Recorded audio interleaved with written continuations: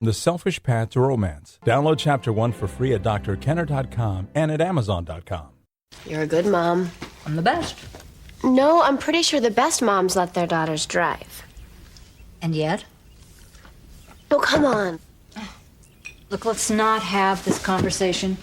But I took the class. You spend enough time not knowing where you are. I don't want to add to that the possibility that you're on the highway. I just don't want you driving, okay? I want you here. I can remember getting a phone call from my son who said, "Mom, my car slipped." And I said, "Okay, so you'll be here a little later." We were meeting during Thanksgiving. And he says, "No, Ma, my car flipped. It's been totaled. I've got to go. See you later." Now, I want to tell you, that was during Thanksgiving. I did not see him that Thanksgiving. I thought he had died in that moment. I was totally paralyzed, numb. I was with the rest of my family members, and I was supposed to go shopping to get the turkey and to get all the fixings, and I meandered through that store in a total daze. Now, luckily, he's one of the lucky people who walked away when his car did flip on ice, was totaled, all the windows shattered, but he wore his seatbelt, so I'm one of the very lucky ones. Well, what do you do when you're in a car accident, a hurricane, a tornado, a flood, or you're dealing with the aftermath of a house fire, a robbery, or something on a massive scale like 9/11, or maybe something work-related like a layoff? What can help you cope better psychologically?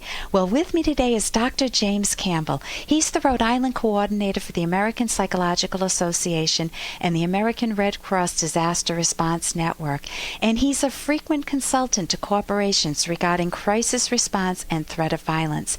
He's the director of the University of Rhode Island Counseling Center, and he teaches courses in traumatic stress and workplace violence. He's also the author of Hostage, Terror, and Triumph. Welcome, Dr. James Campbell. Thank you very much. Yeah, welcome to the show. So what are the immediate and short-term consequences of trauma? I mentioned what happened to me, but could you give like a scenario that you've been in and tell us what you've observed in a situation where people are in desperate need of first aid? Mm-hmm. Well, for example, there's really been several instances, say, when I responded after a sudden death, both in a university setting or a corporate setting, and initially people are in shock.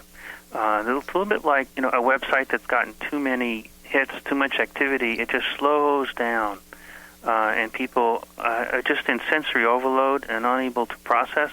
Ooh, so that's what explains the slowing down, the numbing, the stunned and bewildered feeling. Well, partly. It's not a perfect metaphor, but I think it works. Psychological overload. Yeah.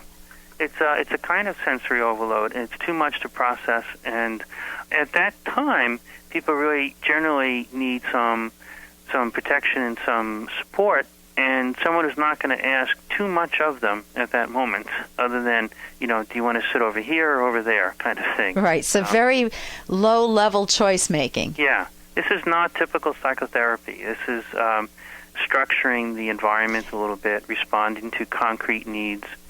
One of the things that people most want typically after a traumatic event, a disaster, or anything like that is information. It is the lifeblood of what people want in that context. Just as the story you described, what happened, where is he okay? I had no information, right. Nothing. He said, "I'm borrowing somebody else's cell phone, gotta go." Right. And I was cut off. He was in upstate New York where I guess I don't even think it was a cell phone. I think it was a regular phone. Mm-hmm. See, I don't even remember. Everything was a blur. Yeah. My whole life just froze. Right. And that's a fairly common kind of reaction in those situations. And so to how to help people through that, was just giving them some guidance, usually giving them information in small bits and repeating it, because, again, they won't be able to take it in all at once. Also, you typically in those situations don't have all the information that they want. But you can at least recognize that that's what they want, advise them how you're going to get that, where you're going to get it, and honor that need. And then they usually feel somewhat reassured. So that happens with hurricanes. They'll say, stay tuned for the latest updates. Right. And Everyone we do. We all stay glued, or if it's a Right. tornado, or if it's a flood. Mm-hmm. And after a disaster, we stay tuned. What's the government doing? What's the president doing? The governor, and so forth. And what's going to happen next? Or if it's an event, explosion, or something in my workplace. Well, what happened, and is it going to happen again? Is it a perpetrator that's still out there? What about my job? When do I come back to work? All those kinds of things. What about so-and-so who was hurt? Where are they? And so much need for information at a time when almost always, I would dare say always, there is lots of misinformation. And so it's a very tricky situation. And there's a rumor mill that goes Exactly. on. That's what you're talking about with the misinformation. Yeah. And a rumor mill that can be destructive.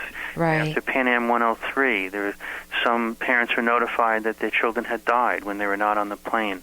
There's always misinformation in the fog of a disaster, the chaos. And that's a real challenge to manage and has important mental health implications, obviously.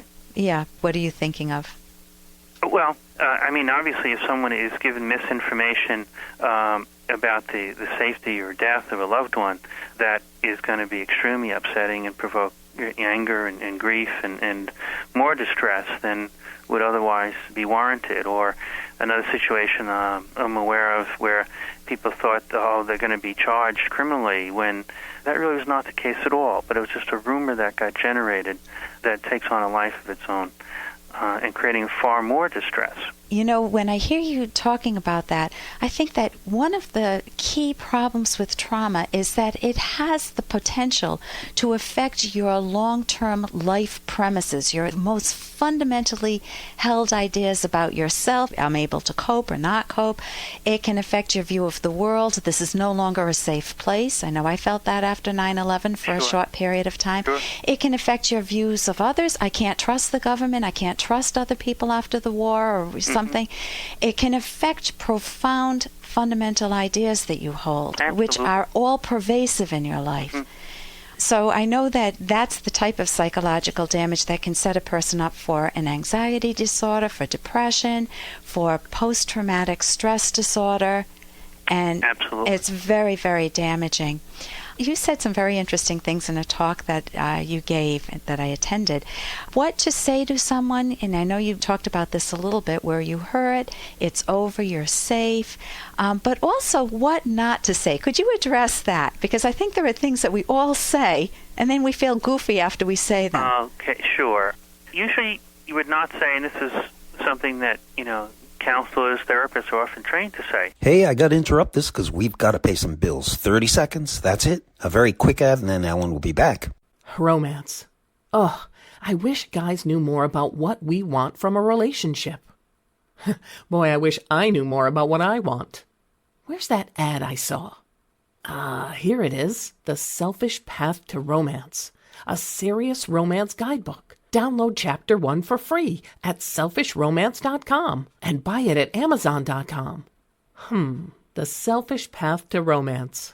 That is interesting.